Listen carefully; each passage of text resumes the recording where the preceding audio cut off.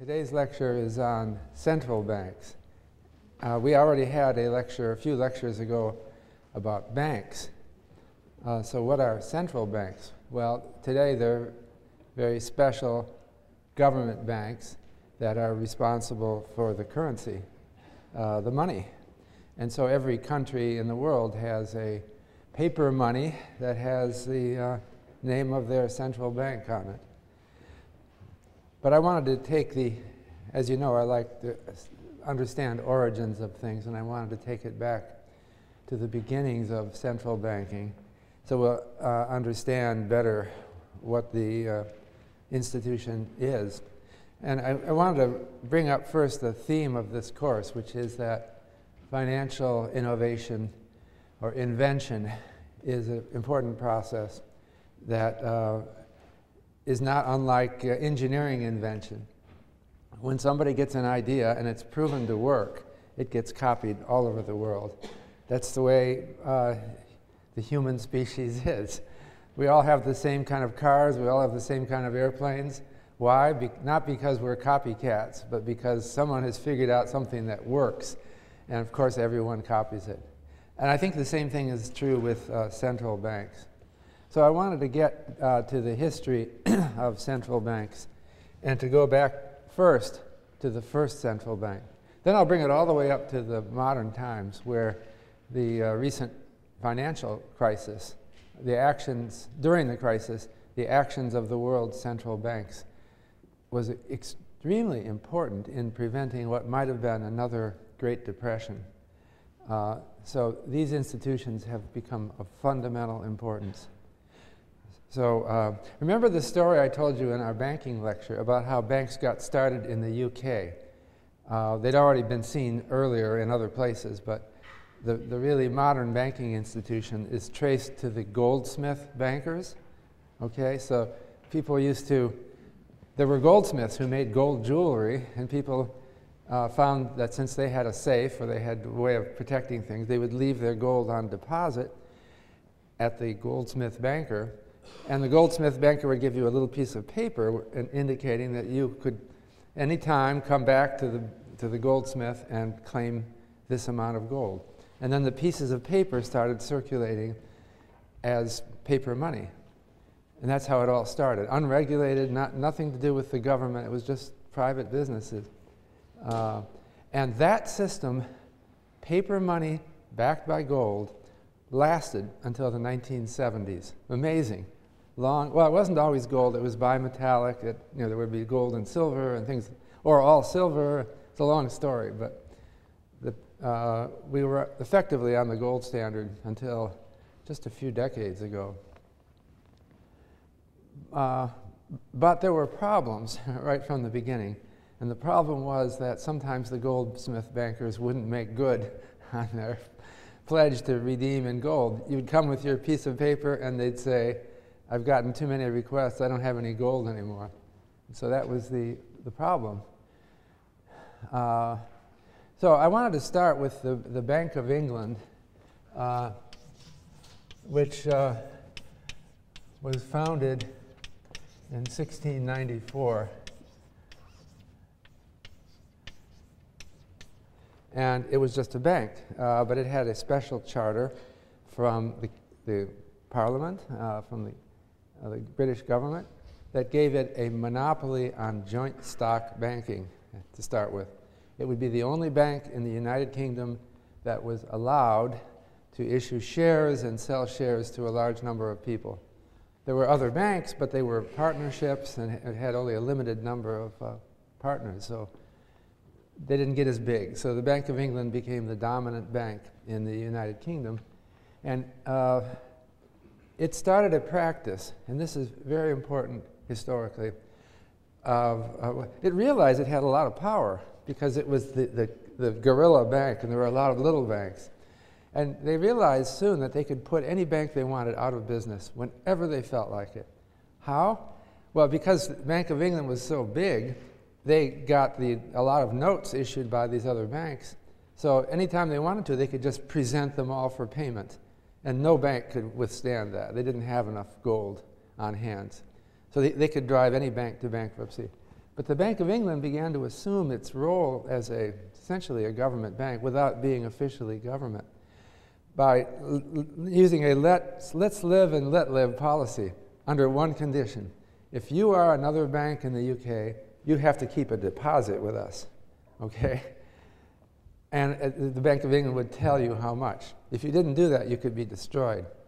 But that created a stability to the system because the Bank of England had money to bail them out whenever they had a deposit with the Bank of England. The Bank of England required that.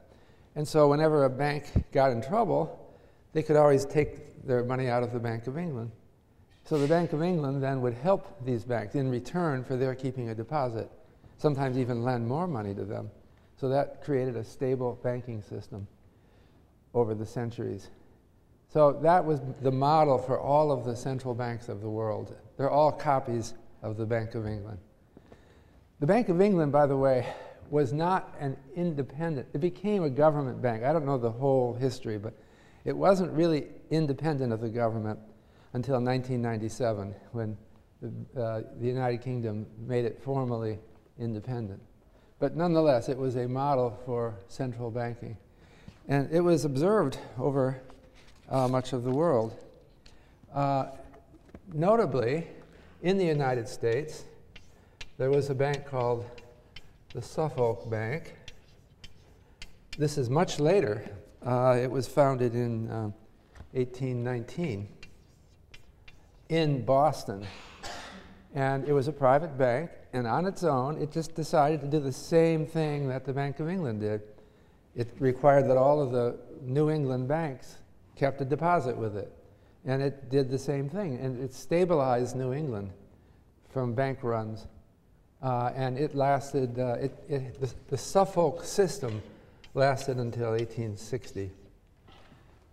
So you can see how central banks inventions of people, they weren't government inventions at all. The Suffolk Bank just did this. It became a big and influential bank.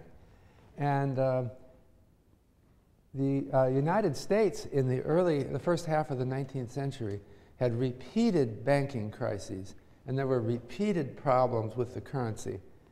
It used to be that if you went to a store and you wanted to buy something, they'd say, let's see your money. You'd take out all of your money, you'd lay it down, and they'd look at it, and they'd say, well, this is Boston money, this is New Haven money, this is Hartford money. And they would pull out a book called the Banknote Reporter, and they'd say, well, our money dealers are now doing a 20% discount on Hartford money, so I'll give you 80 cents on the dollar for the Hartford money. Boston money, we're down 30% on that. What a messy system. I shouldn't mention Boston, because Boston had a good record because of the Suffolk Bank. So in other states, it was worse in other states, the further you got from Boston. So the Suffolk Bank became held up as a model of a banking system. But the US also had two banks, one called the Bank of the United States, which was founded in, I'm forgetting the year, it's not in my notes. Anyone tell me when was the Bank of the United States founded? 1789, I think.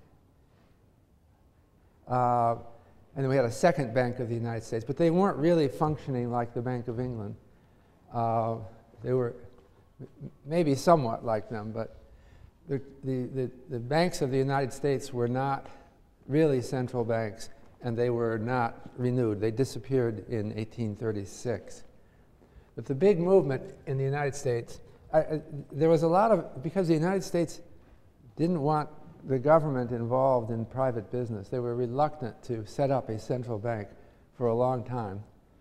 In 1863, the US passed the National Banking Act. Actually, there was a revision of it in 1864.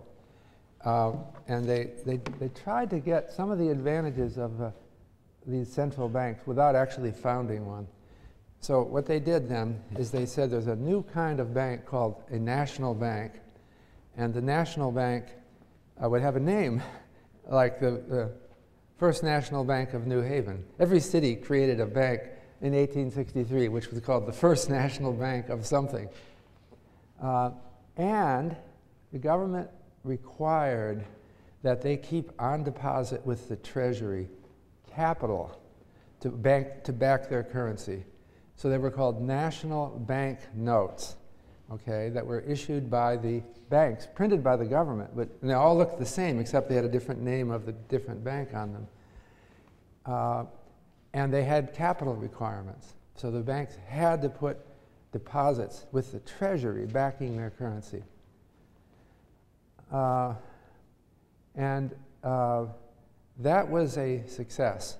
The United States never again had a problem with its paper money. It's always, there was never a problem of discounts anymore. All the national banks would honor each other's notes at par. And so that's when the United States had a paper money for the first time. But it didn't create a system of stable currency. There were still banking crises, but they had a different form. It wasn't a failure of the banknotes. We fixed the banknote problem in 1863. But the problem was there were still runs on banks, and there were still credit expansions and contractions that led eventually to people in the United States thinking, we've got to eventually copy the Bank of England and do the same thing here. There was a terrible banking crisis in 1893, for example, when everybody thought the banks were going to fail. Somehow they didn't worry about the currency. The national banknotes were thought to be perfectly safe. But they thought the banks weren't safe, and so there was a crisis. And it led to the Depression of the 1890s. Then there was another one in 1907 that was really bad. And so people wanted to fix somehow the system. And so that led to our current system, which has been around almost 100 years. And I call it a copy of the Bank of England, but it might not be described that way by everyone. And it's called the Federal Reserve System.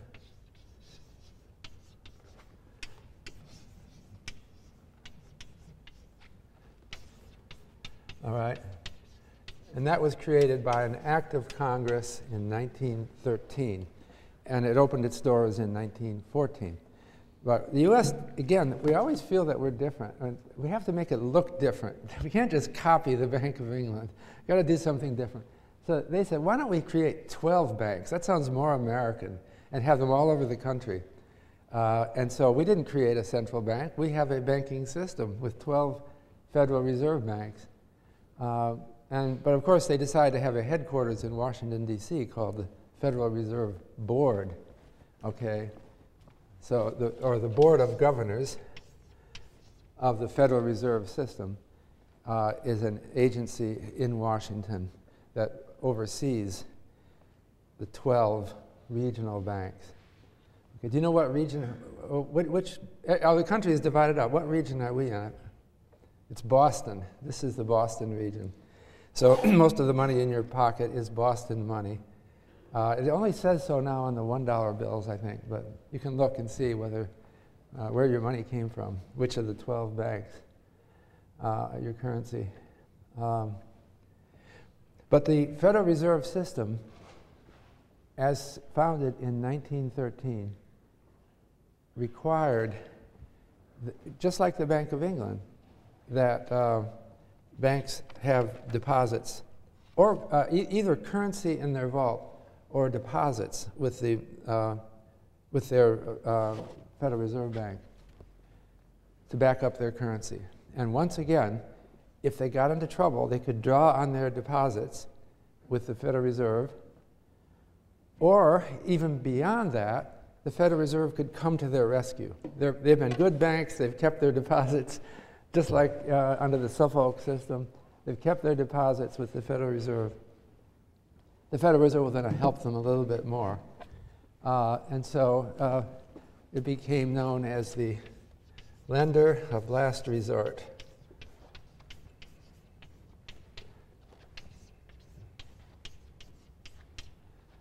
And the system also operated something called the discount window.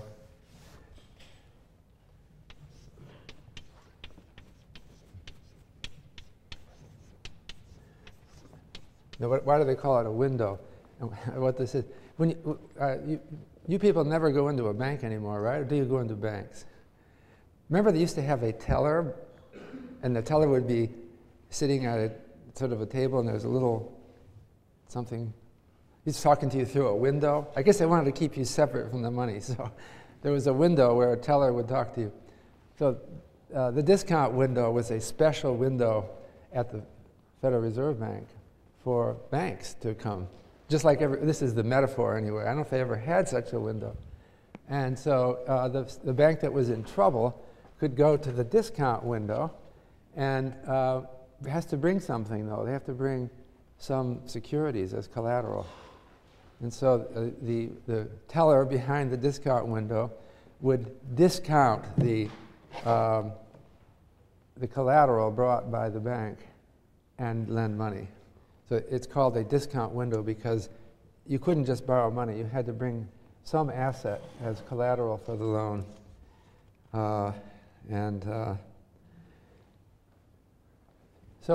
in 1913, when the Federal Reserve was founded, President Wilson, who was president, who signed the bill, was almost ecstatic. I have a quote from him, I don't remember exactly, but something like, "We have put banking crises behind us forever, and this will lead to a system of prosperity," and I can't think of all the nice words he used. People thought that now that we have adopted the British system, it ought to be smooth and just like in Britain. It shouldn't be there shouldn't be a problem anymore. And so we still live with that system today. I think Wilson was right. It was a big step forward. Again, it was a copying of other people's successes. Nobody knows exactly how the banking system works. There's a theory of money in banking, but it has worked in practice. And so central bankers start to become very important in modern society because they are really the keepers of the gate of sensible lending. There is a tendency for banking systems to overlend, to create booms, and create a false prosperity for a while, and then it crashes, and we have a banking panic and a recession or a depression. So that means then the banking system has to be the source of stability and good sense. So we would tend to recruit as central bankers people who are moral and stable in their lives. And so it was one of our Federal Reserve chairs, William McChesney Martin, summed it up very nicely. The job of the central banker is to take away the punch bowl as soon as the party gets going. Okay, it's like a parent, right? Taking away. You can have one drink, but we're going to stop. And so that's what the central bank. See, the central bank controls the system through reserve requirements. That is, how by telling the banks who are members of the system how much they have to hold in reserves, which are deposits at the central bank, or currency. If they hold currency in their vaults, if it's right there, then they're okay. This term, reserve requirement, actually goes back to before the Federal Reserve, because we had in the United States, we had state banking regulators that were already imposing reserve requirements. And I haven't tracked down exactly when it began, but I think probably around 1900 in the United States, during the Progressive Era.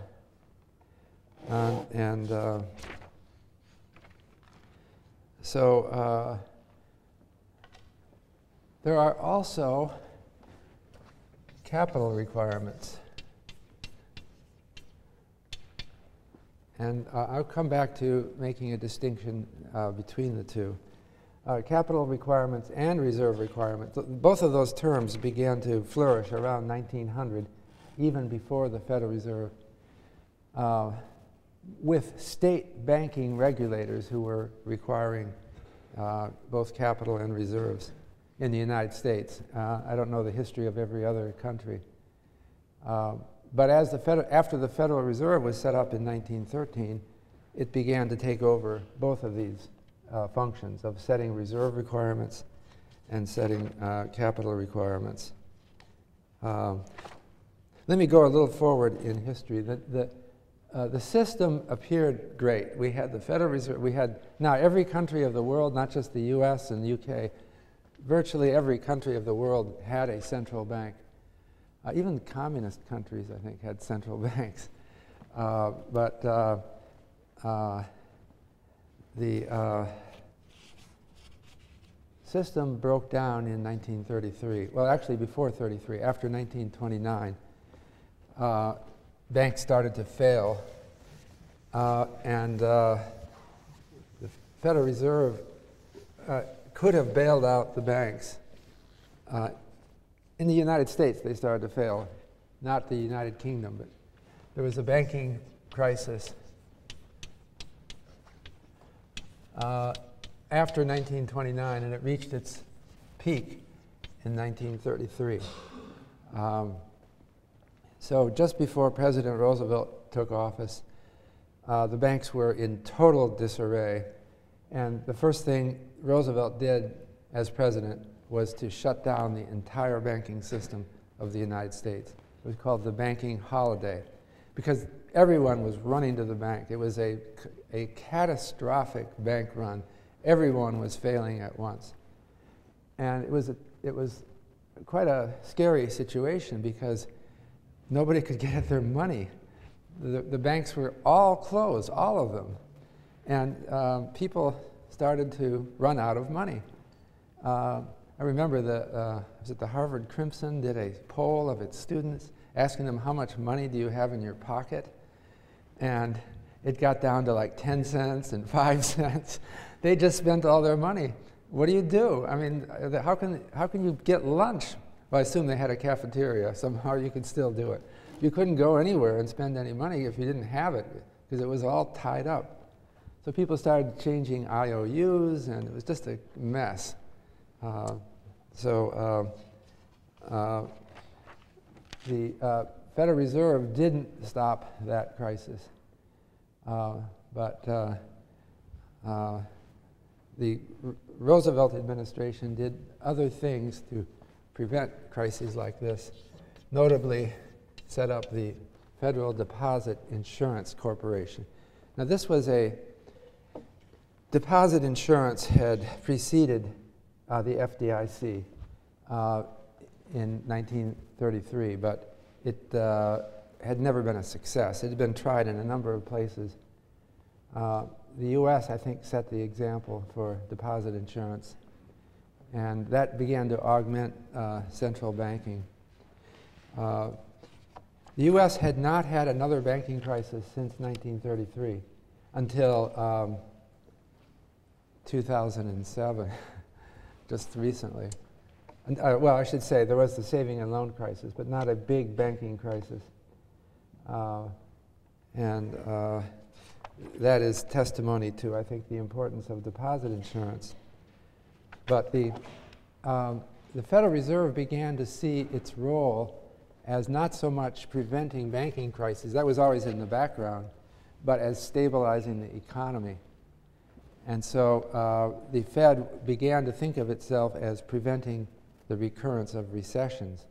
So when the economy was overheating, the inflation was building up, the Fed would raise interest rates, and the higher interest rates would cool down the economy.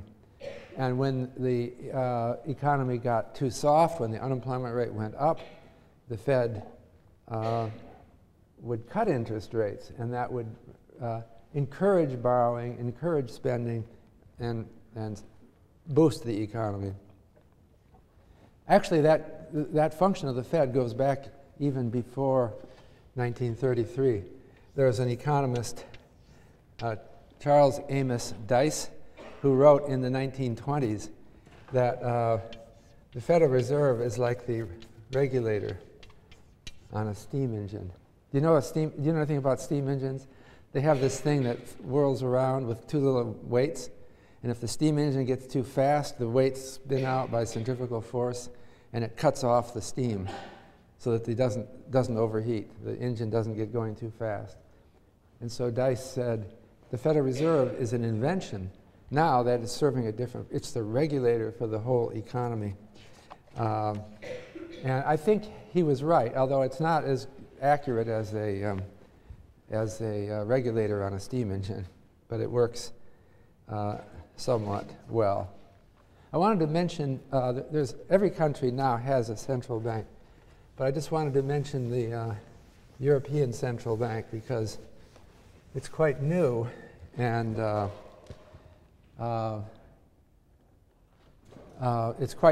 it's maybe the biggest central bank now, in the sense that well, I shouldn't say that. In terms, it might be the biggest central bank by some standard. There was a treaty signed at Maastricht in 1992, which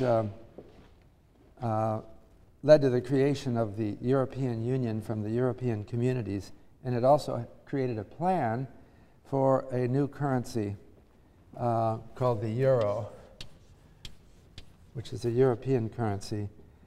The euro did not actually start until 1999, and the actual currency was not issued until 2002. So that is a relatively recent invention. The European Central Bank, or ECB, was founded in 1998. That's before the euro currency started. They created a list of countries that wanted to participate in the Eurozone.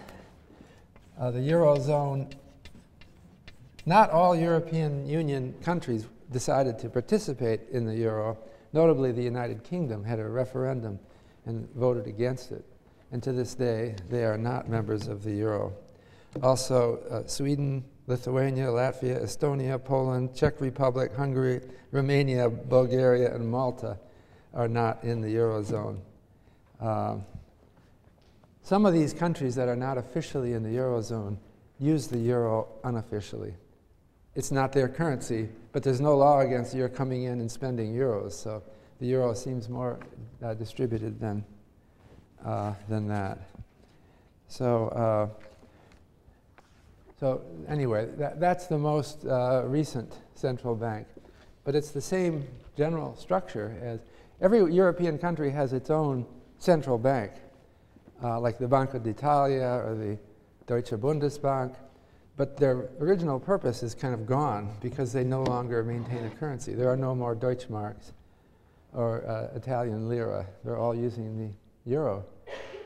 So the real central bank is the European Central Bank in Frankfurt, led by Jean-Claude Trichet right now. So Bank of Japan, by the way, became independent. Mentioned that in 1997. Bank of Japan, another very important central bank. There's been a movement in the last few decades to make central banks independent. This was something that our own Federal Reserve had from the beginning. It was designed to be separate from the government.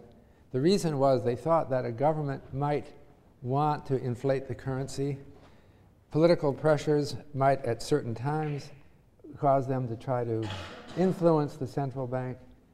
And so the Federal Reserve was set up so that the members of the Board of Governors had 14-year terms.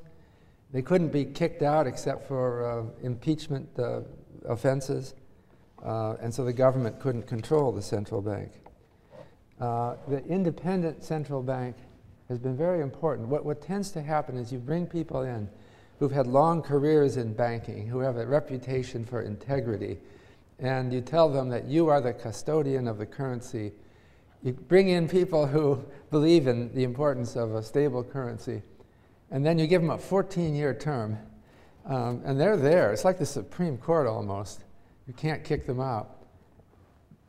And some people think that's why the US has had such a stable price level, because of our independent central bank. So many countries have fallen into inflation that has undermined the currency, but the US hasn't. And I think that's why there has been a move to copy the independent central bank.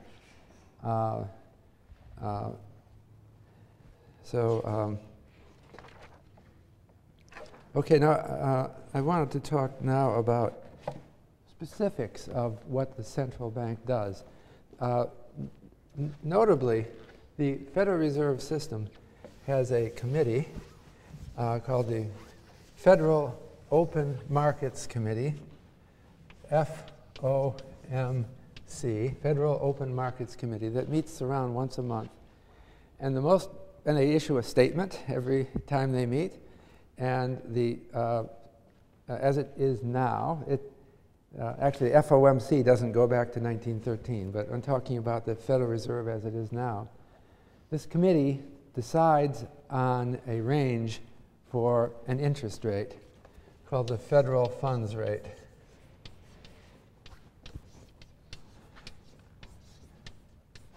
And the federal funds rate is an overnight interest rate that is charged on loans between banks and some other financial institutions. You generally would not have access to the federal funds rate. Now, you probably don't need it because you don't need an overnight loan anyway, right? Most of us would borrow money for more than one night. But banks, for various reasons, do this lending and borrowing every day, at least under normal circumstances. So we have an overnight interest rate, okay? There's also longer federal funds, but we're emphasizing the overnight rate. And it's unsecured. This is just an unsecured, there's no collateral. It's an unsecured loan between banks. So the interest rate reflects some risk, negligible risk usually, because banks trust each other at least overnight, right? They know pretty much they're going to get paid back. And the current federal funds rate in the United States is 0.13% as of last Friday. That's 13 basis points, so it's virtually zero. This is a policy decision of the Federal Open Markets Committee. They have decided that the range for the federal funds rate will be between 0 and 25 basis points. So it, as of last Friday, was exactly in the middle of their range. The FOMC uses its decisions to set the federal funds rate as a way of stabilizing the economy. This is the regulator that Dice talked about. Right now, they've set it virtually at 0 because the economy is so weak. The unemployment rate last week was 8.8%, extremely high. And so the Federal Reserve is not worried about inflation now. It's worried about high unemployment. And it's pushed it about as close to 0 as it can get it. It can't go below 0 because you can't have negative interest rates. No one would lend at a negative interest rate. So that's where we are. And now, I wanted to just tell you about an interesting development that came in just in 2008. The reserve, I mentioned that banks hold reserve accounts at the Federal Reserve. Traditionally, those accounts were not interest paying. I mean, banks had to either hold money or an account at the Federal Reserve for their reserves. And neither of them pay interest, right? If you hold money, you don't get any interest. If you actually have currency in your vault, you don't get interest. And until recently, banks didn't get interest on their deposits at the Federal Reserve. But that all changed in 2008 with the Emergency Economic Stabilization Act that President George Bush signed, ESA as it's called. And ESA allowed the Federal Reserve to pay interest on the reserves held in the accounts at the Federal Reserve. Okay, so the Fed has a policy now of paying interest on reserve balances. You see what I'm saying? I don't know what the Suffolk Bank did or the Bank of England did, but I know what the Fed is doing now. If a member bank puts money in deposit with the Federal Reserve, they will get an interest rate. And you can find out what the interest rate is by going to the Federal Reserve website. And right now, it is 0.25%. And so that's an important policy change, because now it encourages the holding of reserves. Now, some people look at this and ask this question. Here's the federal funds rate. Why isn't it the same as the interest on reserves? Interesting question. Why would anybody borrow? Why would any bank invest in the federal funds market if they can get a higher interest rate by just holding a reserve at the Federal Reserve? There's been a lot of discussion of why that is now. It's a new phenomenon, because the interest on reserves goes back only less than 3 years. I think the answer, the simplest answer to the question is that member banks of the Federal Reserve System have stopped lending on the federal funds market, basically. They just leave it in reserves because that's a higher interest rate. So who is lending at this? It turns out that there are some people, notably the government-sponsored enterprises like Fannie and Freddie, that are not eligible for interest on reserves. So they have taken over the federal funds market. The reason the Fed added interest on reserves is to create another tool of monetary policy. There's a lot of concern that after this crisis is over, there will be a sudden surge of inflation. And let me come back to that. Basically, what the Fed has a new tool is, if that happens, to raise the interest on reserves. And that will help contract the economy instantly, very rapidly.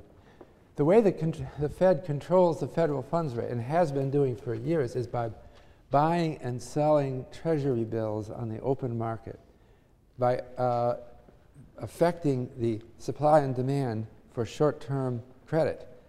And that indirectly, they don't actually deal in the federal funds market. They deal in the treasury bill market. But since those markets are interlinked, they indirectly target the federal funds rate. So that's the old way of trading in the federal funds market, not in the federal funds market, trading in the short-term treasury market through the New York Fed. But now they have a new tool. So we're entering a whole new regime of monetary policy. Okay, so I wanted to talk about reserve requirements a little bit more, and what those are. So the Federal Reserve has the authority to set the amount of reserves that a bank holds. I wanted to make clear the distinction between reserve requirements and capital requirements. So, okay, the Federal Reserve has what's called Regulation D,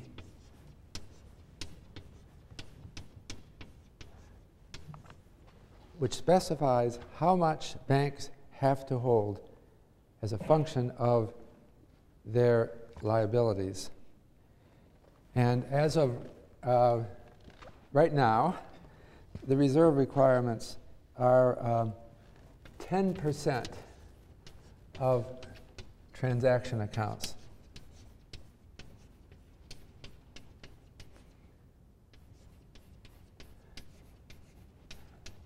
Okay, that means that a bank has to total up all of the transaction accounts, and that consists of checking accounts, what are the now accounts, and ATS accounts. Their transactions accounts are accounts like checks that people have a deposit in the bank that they'll use for spending, and those are instantly withdrawable. Okay. In contrast, there's something called time deposits. Those are savings accounts, and the bank does not have to give you the money immediately. In other words, if you go to your checking account and say, I want my money, it's a transaction account, they have to give it to you instantly. That's the rule. But if you go to your saving account, they can stall, because it's you might not have noticed it, but it's in the fine print somewhere. This is a time deposit. So the Fed is not worried about time deposits. We're talking about reserve requirements. Reserve requirements are still based on the old theory that we're trying to prevent bank runs. Okay, and so we don't want people to, don't want there to be a run on banks where people panic and try to withdraw their money all at once. So we want to make sure that banks have enough reserves. And the Fed currently thinks 10% ought to be enough. For time deposits, it's 0. You don't have to put any money on reserve for time deposits. Why does the Fed think that? Because you've got 60, 90 days or a year to pay the person back. So they can't run on you. So we don't require any reserve requirements against time deposits. But it's 10% for a transactions account, which is substantial, because they're still worried about this. Okay, so this is the situation. We used to emphasize in lectures about central banking the so-called money multiplier. Okay, the money multiplier. Well, it's complicated, but the simplest thing is it might be 1 over the reserve requirement. It's not exactly that, but if the reserve requirement is 10%, then the total amount of deposits that banks can issue is going to be 10 times the amount of currency and deposits they have at the Federal Reserve. So that means the reserve requirements would fix the money supply under the old theory, because if the high-powered money is the currency plus deposits at the Federal Reserve, that's reserves. And if the reserve requirement is 10% and banks want to just meet that requirement and nothing more, they're going to have 10 times as much deposits, right, as there are reserves. So I'm oversimplifying the money multiplier. But I'm telling you that at the moment in history, it's irrelevant, because banks are holding excess reserves. The world has changed. Just a few years ago, before this financial crisis, banks didn't want to hold excess reserves. And so there were hardly any excess reserves. Why? Because they don't get any interest on them, all right? And so banks didn't hold excess reserves. So the money market multiplier theory would work, because the amount of reserve was just about exactly equal to 10% of transactions account. I'm oversimplifying, but something like that was true. But now they're paying 25 basis points on reserves. So that's a lot more than you can get investing in the federal funds market. So banks are just perfectly happy to hold excess reserves. So the excess reserves now are over, I think it's 1.2 trillion. It's huge because of interest on reserves. and I don't have the exact number, but something has fundamentally changed in just the last few years. So reserve requirements, they must hold for some banks, but for most banks, they don't even look at reserve requirements anymore. What do I care? I'm so happy to hold reserves. I'll hold way more than they require. So reserve requirements are non-binding for most banks now. So it's a different world. This brings us then to capital requirements. So in the world, history is always changing. The world, as of a few years ago, everyone emphasized reserve requirements, and those were the requirements that had as its motive preventing bank runs. But we're not going to have a bank run now when these banks have over $1 trillion just sitting there. They're holding so much that it's not an issue right now. So something else has taken the center stage, and that is capital requirements, which we talked about last time. So capital requirements are different from reserve requirements.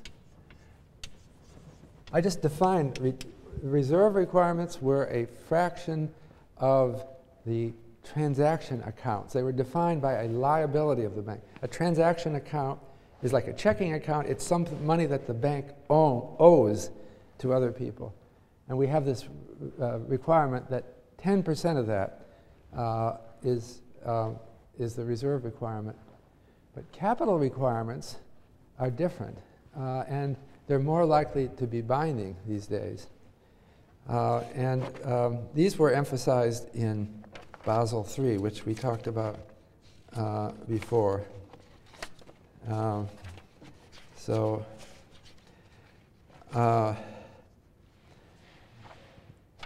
Basel III is not yet in force. It's going to take a long time. Basel III has a phase-in period that's going to take until, I think it's 2019. But there's a lot of talk now about trying to get Basel III phased in. So remember we talked about risk-weighted assets. Now it is banks have to hold capital as a fraction of their risk-weighted assets. So right now, the countries of the world, they've agreed, the G20 countries have agreed on Basel III, but each country has to decide on the implementation of Basel III. The United States, in particular, is having problems with Basel III because Basel III refers to credit ratings in many places. But Dodd-Frank, the Dodd-Frank Act, Act of 2010, abolishes credit ratings. The government will no longer make any use in any regulation of credit ratings. Remember what credit ratings are. Moody's and Standard & Poor's are the two best-known credit rating agencies. The government, the SEC, starting in 1975, defined what they called NRSROs. That's nationally recognized statistical rating organization, all right? And that included Moody's, which was founded in about 1900, and Standard & Poor's, which was a result of the merger of Standard Statistical Association and Poor's a little bit after 1900. They're venerable old institutions that give a risk rating for securities.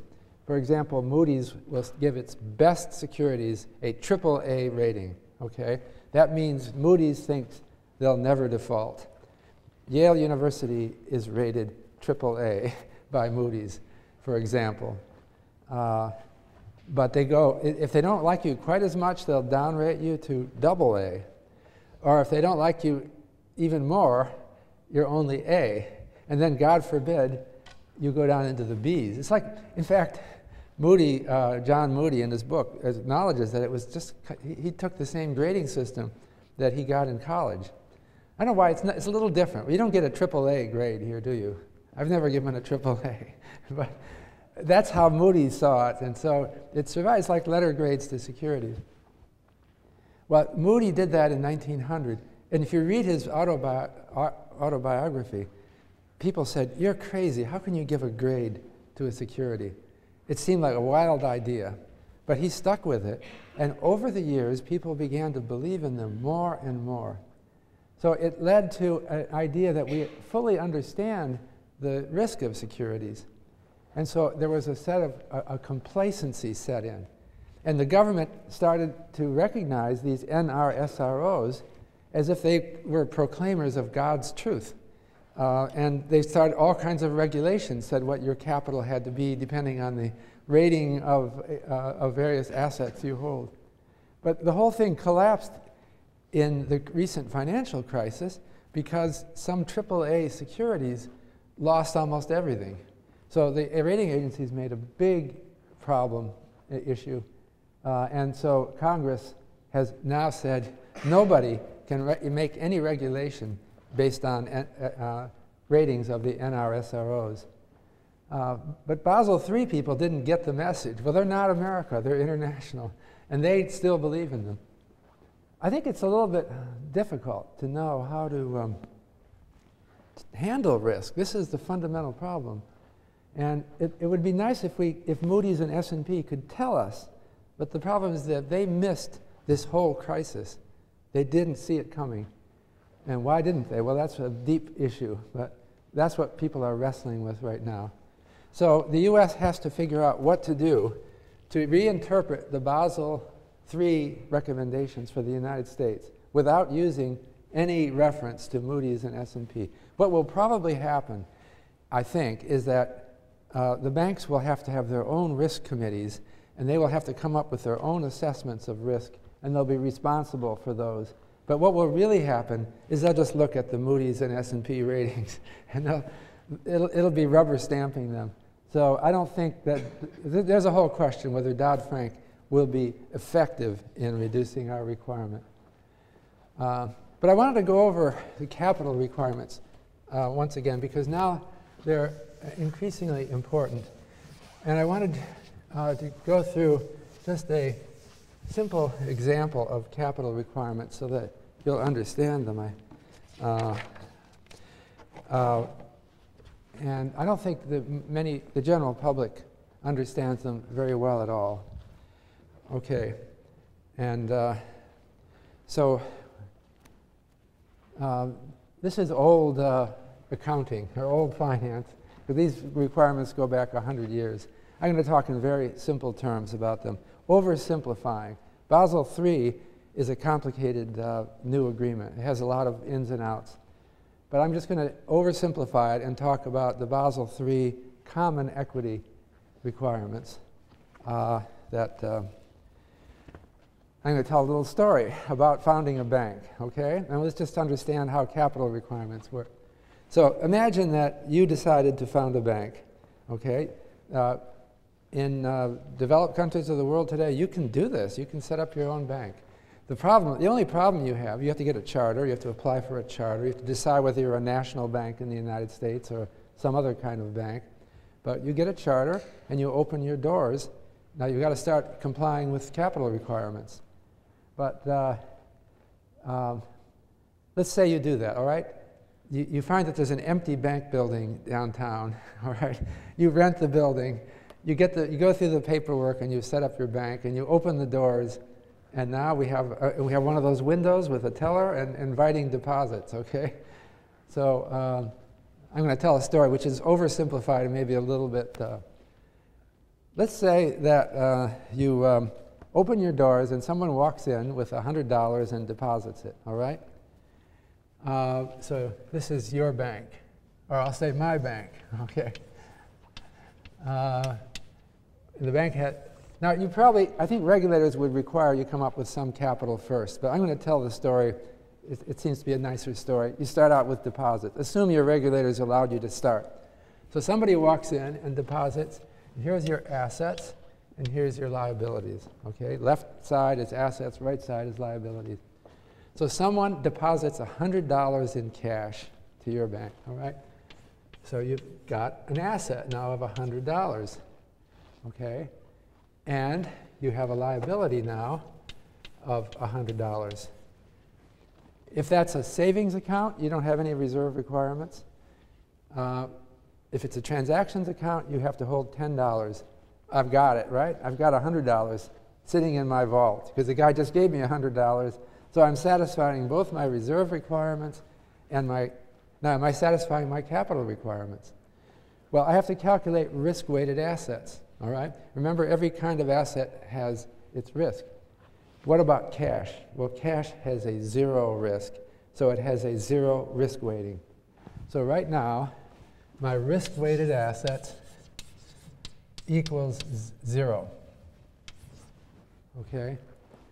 Now, okay, I've got to satisfy all the regulations that are on me. And I'm satisfying my reserve requirements, right? I've got my reserves. I've got $100. This is cash in my safe. And this is a liability. I owe $100 in the form of a, let's say it's a transaction account. Whenever this person comes back, I've got to pay $100. Okay, all right, so my reserve requirements are satisfied because I've got more than 10% of my transactions account. My risk-weighted assets are 0. Now, Basel III says that you have to hold 4.5% of your risk-weighted assets as capital. But now, wait a minute, I have a problem. Okay. What is my capital here? I don't have any capital. I've just opened my doors, and I've got $100 in assets, $100 in liabilities. Everything looks okay from reserve requirement, but there's no capital. So what is capital? Well, I have to issue shares to come up with capital, and I'm going to need Basel III says 4.5% common equity requirement.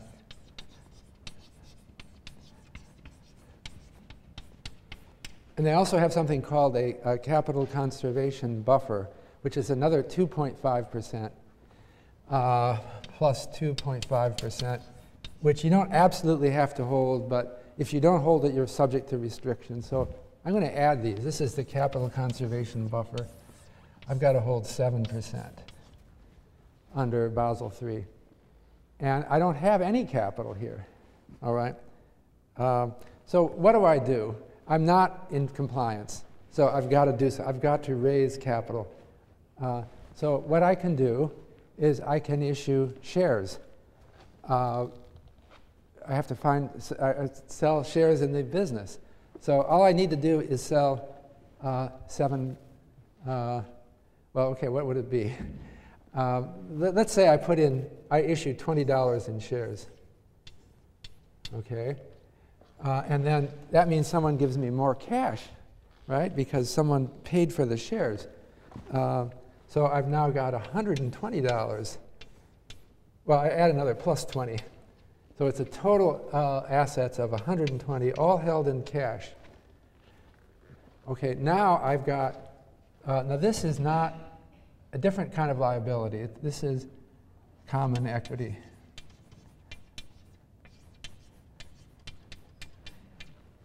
And the regulators make a big distinction between this kind of liability, the transaction account, and this kind of liability, the $20.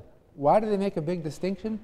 Because this guy can come to the window anytime, and you've got to give them $100 whenever this person asks. The shareholders have no demand on you at all. They own a share of the company. They can't come to the window and demand anything. You can just send them away. The only deal you have with shareholders is that all shareholders will receive an equal dividend if the board of directors decides to vote dividends. They're shareholders in the company. But they can't run the bank. The shareholders can't show up at the window, so there's no risk of bank runs for them.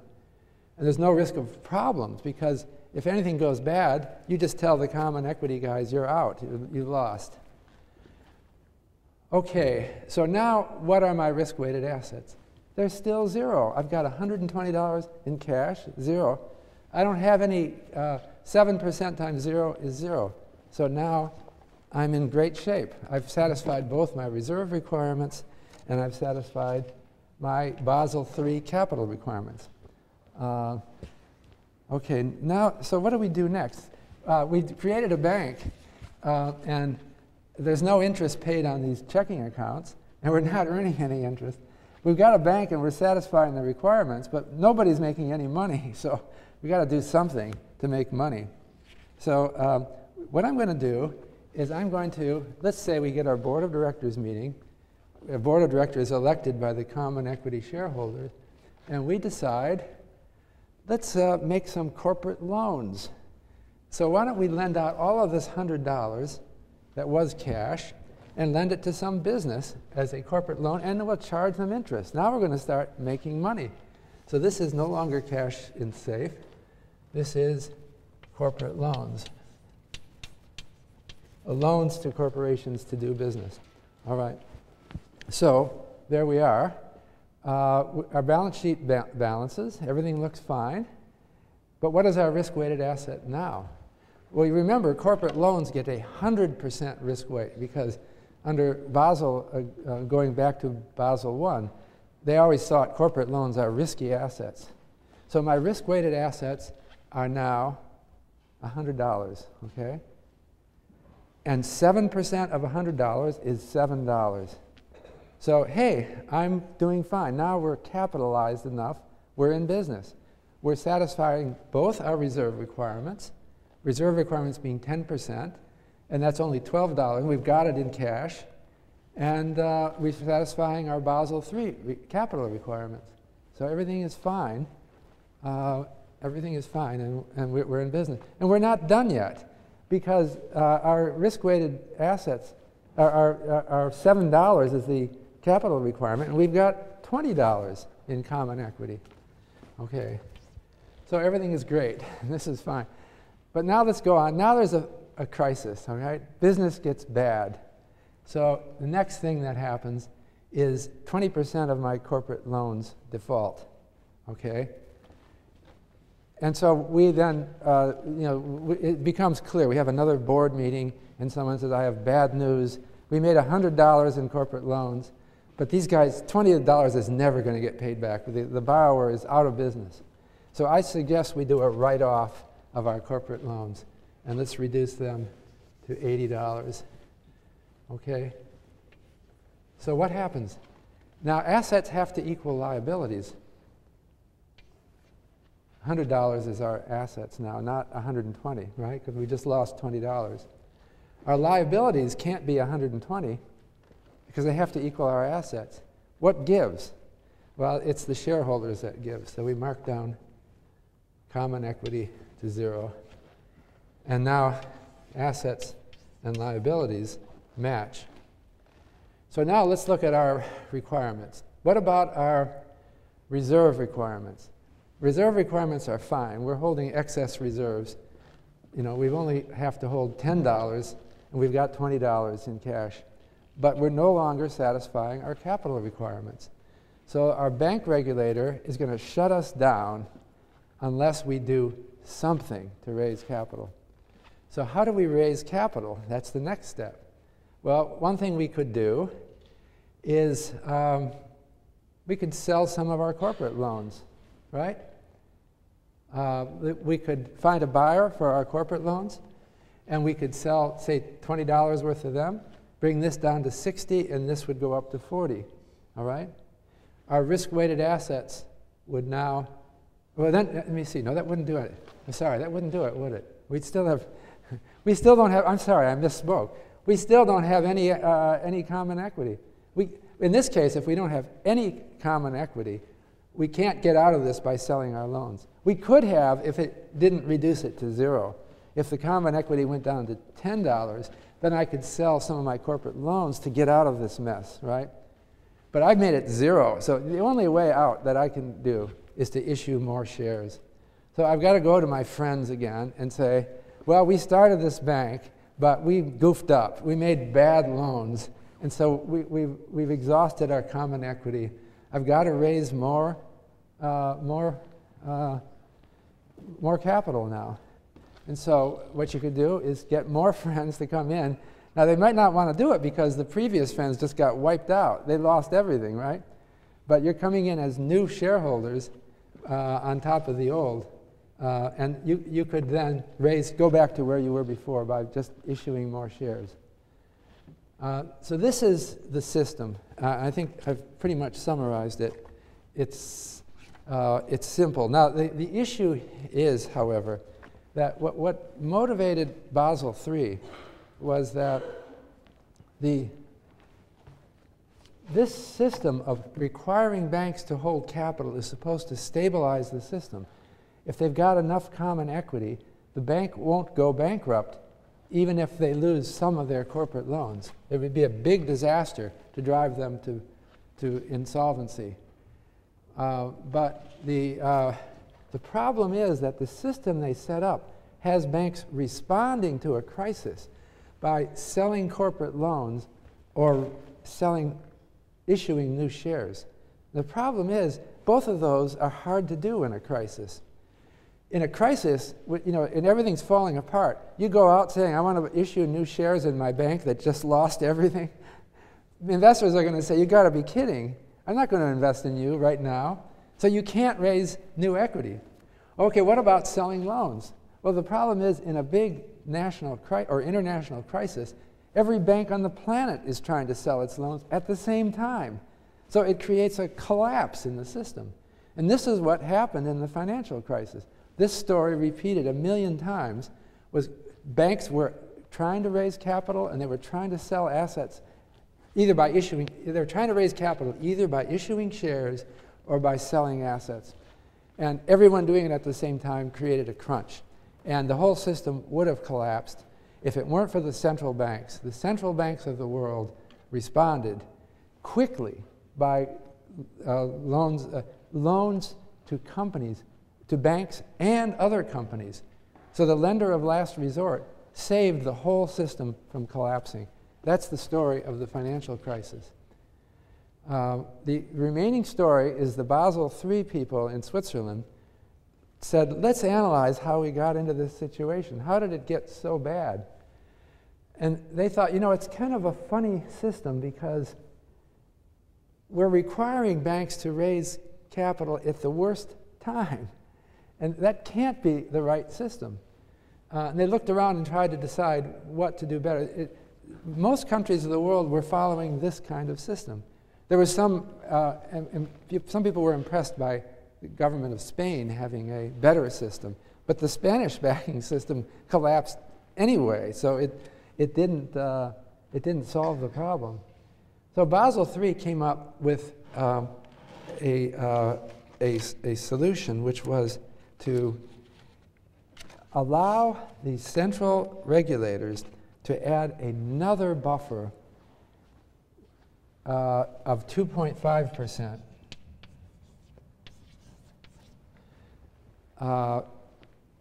If they think there's a bubble going on. They would do this before the crisis. And that raises the common equity requirement to 9.5%. So the idea is this is going to be a problem. Raising capital at a time of difficulty is always going to be a problem. And we can always rely again on our central banks, but maybe we can't. Maybe we shouldn't. And so the idea is let's take bank regulators and make it their obligation to raise capital requirements in advance when they see a bubble coming. Now, another thing that happened in the United States is the Dodd-Frank Act of 2010, because of intense public reaction to all the bailouts, said that the Federal Reserve can no longer use discretion in deciding who to bail out. They can operate a discount window, but it has to be completely fair and even for everyone. They can't decide, we're going to bail out Bear Stearns and we're going to let Lehman Brothers fail. All they can do is operate a consistent discount window. So they've constrained, the Dodd-Frank Act constrained the central bank in the United States from exercising the kind of judgment that saved us from the crisis. And we're going to have to rely on some different things, like better capital standards, like Basel III, to fix the situation. Whether we're there or not is going to be a big question. This is a complicated system, and we put a lot of the best minds into trying to figure out how to prevent the kind of instability that we're seeing in this example, where everyone is short on capital at the same time, everyone is selling loans at the same time, and the whole system collapses. We've come up with different solutions, but they have to be implemented yet, and there are problems of implementation. The role of central banks and of regulatory authorities are evolving and changing, and it'll be a period of many years before we know where this system is actually going. All right, I will stop here. Next lecture is on investment banking, and we have a former Econ 252 student, Jan Fugner, who is back after 9 years, and he will tell us about his experiences as an investment banker and also a Facebook executive.